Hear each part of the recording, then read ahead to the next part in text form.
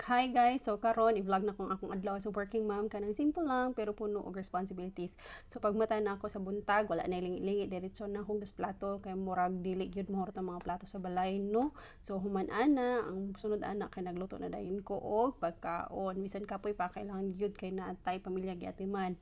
So while nagluto usab ko, sige na pud ko og check og emails, chat, trabaho kay kabalo man ta bisan natay balay mura pud gyapon kag naa sa opisina. So pagkahuman luto naglingkod na dayon ko sa akong workspace. So nag-start na kong work whole morning dito ra gid ko, focus replies influencer research ug uban pang task as influencer marketing specialist. So pagkaabot ng hapon nakaingon man ko murag deserve na mo magpahuway gamay kay holiday man po. So nag-decide man mi mo adto sa pool. So naglaag mi with my family kay grabe makahappy kayo siya bisan kadjut lang. So makalimot ko sa stress. So para maglangoy-langoy po nagkatakatawa o mag-enjoy lang sa moment.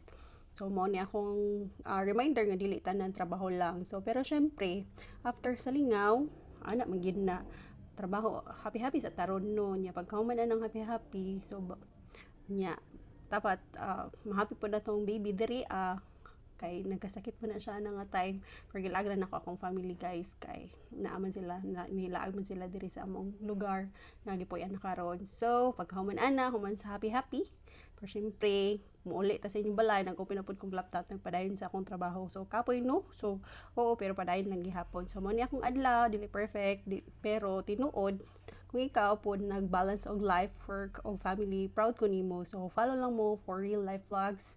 Bye.